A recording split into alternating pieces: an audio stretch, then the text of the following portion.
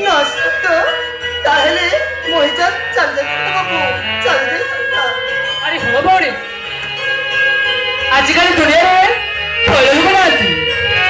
ମଦ ମାଂସ ପାଇଁ ରାସ୍ତାରେ ବୁଲୁଥାନ୍ତି, ଆଉ ଏକୁଟିଆ ଝିଅ ଦେଖିଲେ ବଳାତ୍କାର କରିବାକୁ ଚେଷ୍ଟା କରନ୍ତି।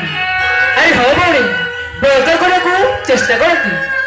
ହଁ ବାବୁ ତମେ ନା ହୃଦୟମାନ ମଣିଷ, ତମ ପାଖରେ ମଣିଷ ପଣିଆ ଅଛି। ତମେ ଯଦି ନ ଲାଗି ଶୁଣିବ ତାହେଲେ ମୁଁ ଗୋଟିଏ କଥା କହିବାକୁ ଚାହେଁ। ଆରେ କହୁନ, ମୁଁ ପୁଣି କାହିଁକି ତମ ଉପରେ ରାଗିବି? ଆରେ କୁହ, ଏମିତି କହୁ କଥା କି ଯେ ମୁଁ ତୁମରେ ରାଗିଯିବି? ଆରେ କୁହ ନା, ମୁଁ ରାଗିବିନି। ହଁ ବାବୁ ତମେ ଯଦି ତମ ହୃଦୟରେ ଟିକେ ଜାଗା ଦେଲେ ମୁଁ 7 ଦିନ ପାଇଁ ତମର ସେବା କରିଥାନ୍ତି। ଚୁପ କର ଭଉଣୀ, ଚୁପ କର। ସେ କଥା ହେଇପାରିବନି। ମୁଁ ଆଜିକାଲିକା ଝିଅ ମାନଙ୍କୁ ଭଲ ଭାବରେ ଜାଣିଛି।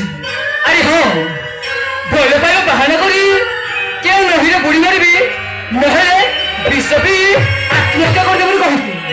ଶେଷରେ ପୁଅ ଯଦି ଭଲ ପାଇ ବସିବ ତାକୁ ଧୋକା ଦେଇ ଚାଲି ଯାଆନ୍ତି। ଆରେ ହଁ, ତାକୁ ଧୋକା ଦେଇ ଚାଲି ଯାଆନ୍ତି। ଏ ବାବୁ ମୁଁ ନା ସେମିତିକା ଝିଅ ନୁହେଁ। ଆରେ ଆସ ମୋ ଛାତିରେ ଥରେ ଲାଗିଯା। ଆରେ ଆସ।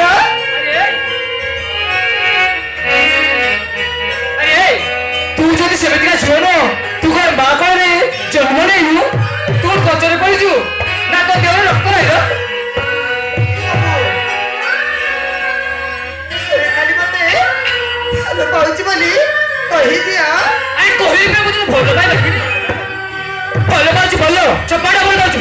ଆରେ ଯାହୁନ, ମୋ ପାଇଁ ଅନେକ ପୁଅ ମିଳିବି ତତେ। ବାହାରେ ଯାଇକି ଭଲ ପାଇବୁ। ଦୁନିଆରେ କଣ ମୋ ଜବାବ ପୁଅ ନାହିଁ ନା କଣ? ଏମିତି ବ୍ଲାକମେଲ କରୁଛୁ, ମାରିକି ତ ଦାନ୍ତ କରିଦେବି, ବୁଝିଲୁ?